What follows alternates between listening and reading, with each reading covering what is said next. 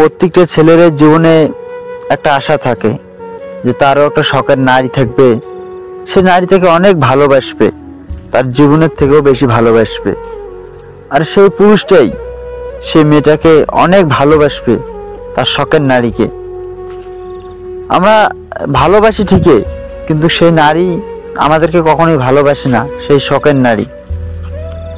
তারা যদি আমাদেরকে ভালোবাসতো তাহলে প্রত্যেকটা পুরুষেই আজ সুখী হইতো। পুরুষ সুখী হতে পারে না শুধু নারীর জন্য। নারী মিথ্যা মায়ায়, মিথ্যা ভালোবাসায় আসক্ত করে পুরুষকে, তাই তো পুরুষ সবার চোখে খারাপ হয়ে যায়। খারাপটা এই কারণেই হয় শুধু নারীর মিথ্যা ভালোবাসায়। তবে নারী, তুমি আর পুরুষকে মিথ্যা ভালোবাসায় ফেলাইও না, কারণ পুরুষ অনেক বেহায়া।